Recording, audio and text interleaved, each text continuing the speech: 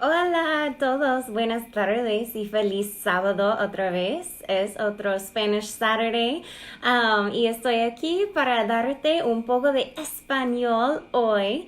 One of my students told me today in class that he's so appreciative that I am teaching my students the way that I wish I was taught Spanish. And it is so true. I teach in a way where, I was someone who I didn't have any patience. I didn't want to stay sounding like a 4-year-old or a 6-year-old in my second language. I wanted to be able to talk right away and have conversations and express myself. And I didn't want to, have useless vocabulary. I wanted to have all of the vocab that I would need in order to have meaningful conversations. So that's the way I teach. Pero otra cosa sobre mí es que yo soy una persona que le gusta leer mucho. I love to read. It's what I do in my free time. It's how I like to learn. Yo tengo mi clase de español intermedio avanzado y estamos leyendo. La clase se llama El Club de Libros. So the name of the class is actually Book Club. Y estamos leyendo un libro cada 8 semanas. Y esta sesión estamos leyendo el libro que está en el revés, pero se dice La sombra del viento por Carlos Ruiz Zafón. Y es un libro hermoso y les conté un poco la semana antes, so I shared a little bit from this book with you last week and we're still working through it, so I've got another selection from what we are reading this week en el mismo libro que voy a leer un poco en español y ustedes pueden escuchar y después voy a traducirlo al inglés. Entonces, si quieres mejorar tu español o tu inglés, esto es para ti. Ok, muy bien. Aquí vamos, otra selección. Here goes another little selection from La sombra del viento, our book club book, en español. Es algo que me parece muy divertido. I selected this because I think it's fun. Ok. Para la radio, ay, qué bonito. Pues no me extraña nada, ¿sabe usted? De chiquillo se pasaba la vida contándole historias a los críos de aquí por el barrio. En verano, a veces mi Isabelita y sus primas subían aterrado por la noche a escucharle. Decían que nunca contaba la misma historia 2 veces. Eso sí, todas iban de muertos y ánimas. Ya le digo que era un crío un poco raro. Aunque con ese padre lo raro es que no saliera majareta. Es una palabra nueva para mí. Que no saliera majareta. No me extraña que al final lo dejara la mujer, porque era una mala sombra. Mire usted que yo no meto en nada, ¿eh? A mí todo me parece muy bien, pero ese hombre no era bueno. En una escalera, al final todo se sabe. Él la pegaba, ¿sabe usted? Siempre se oían gritos en la escalera y más de una vez tuvo que venir la policía. Yo ya entiendo que a veces el marido tiene que pagar a la mujer para que le respete. No digo que no. Que hay mucha golfa y las mozas ya no suben como antes. ¿Me entiende? La única amiga, hola Jairo, un gusto verte. La única amiga que tenía esa pobre mujer era una chica joven, la Vicenteta, que vivía en el cuarto segunda. A veces la pobre se refugiaba en la casa de la Vicenteta para que el marido no la zurrase más. Y le contaba cosas. Como que la portera adoptó un aire confidencial, enarcando una ceja y mirando a los lados de soslayo, como que el crío no era del sombrero. Oh, muy bien. Gracias, Jairo. Mucho gusto. Sí, un gusto verte. Qué lindo acento. Ay, gracias.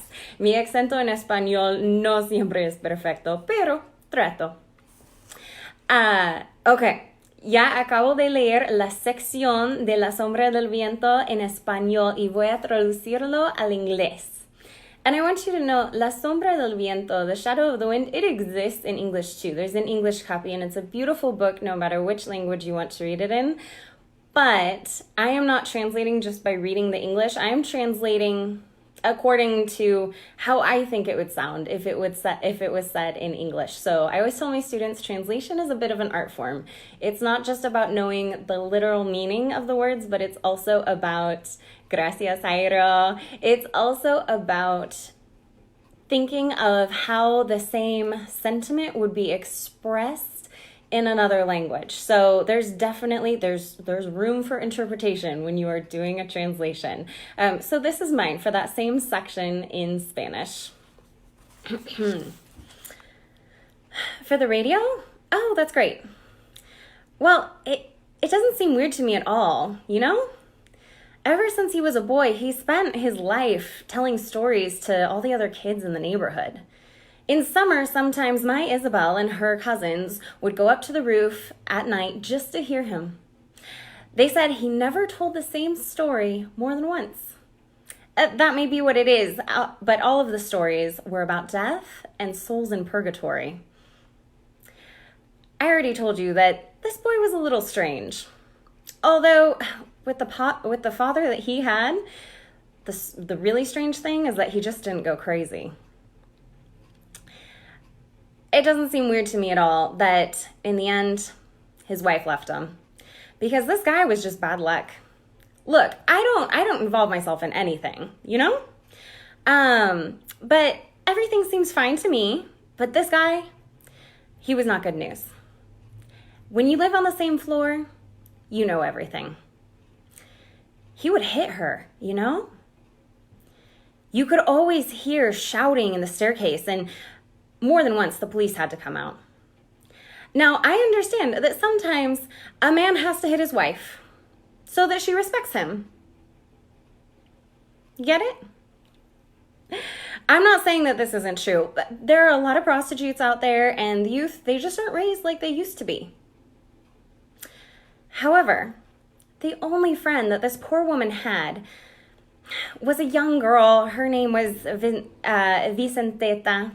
Miss Vicenteta, and she lived on the second floor. Sometimes that poor girl would just take refuge at Vicenteta's house so that her husband wouldn't hit her anymore. And she would tell her things. Like what? The landlady adopted a confidential air, arched her eyebrow, and looked both ways. Like the boy didn't belong to the hat maker. Okay, muy bien. Esa es mi traducción. Muy bien, sí. Jairo, de acuerdo. I like it better in Spanish too, but I think that's probably partly my translation because this has all the flow in Spanish, and this is what I really like about when you are learning a language and you stay in that language as opposed to translating into another one all the time.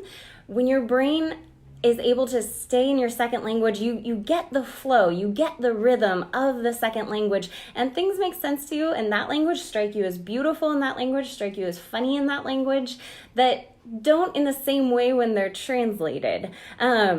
But I like doing the translation. It's a good exercise for me and of course too, so that the main gist can be shared with students. And I love always hearing how things get translated differently. And so of course, if you have something that you would translate differently, drop a comment, let me know. That would be great. A new word for me, and this one was majareta. I stumbled on it a little bit in Espanol, majareta. I had to look it up. This book was written in Castellano and like Spanish from Spain. So it's not a word that I'd seen before, and it translates to loco, loca, like crazy. So that one was a new one for me. Thank you so much for watching. Of course, feel free to let me know how you liked this Spanish, if you prefer the Spanish or the English version, what you think of this book so far, especially if you caught the excerpt from last week. Does this seem like your kind of book, or no es para ti? And let me know if you have any questions. I hope you have a wonderful week, and I will look forward to talking with you soon. Let's see. You are correct. Translation sometimes does not equal to the original language. It's so true. Some things, and that's another really good point. Some things just don't translate with the exact same sense of beauty or of humor or what they had in their original language. And that's when you know you get a really good translation, is when you're reading something and it still strikes you as so beautiful or so funny or so kind of like tongue-in-cheek. That was one of my big motivations for learning a second language, because I wanted to be able to read things in their original language and not have to read them through somebody else's lens. I wanted to read them with the author's original intention. So one of my goals in another language is still to be able to read Invisible Cities by Italo Calvino in Italian, because I loved it in English. But I would love to be able to read it in its original language, which was Italian. Do you guys have any books that you have read that were translated or that you want to read in an original language? Let me know. Next book. Okay, I have a suggestion for the next book, El Principito. Oh, sí, por supuesto. El Principito. Muy bien. Jairo, I will ask you if I have questions. Gracias. El Principito. I saw that one. I was thinking about it. All right, perfect. Thank you so much for watching. Enjoy the rest of your Saturday, Jairo. I hope you have an amazing day. Y un buen fin de semana. Y nos vemos en el próximo video. Nos vemos pronto. Hasta luego. Gracias.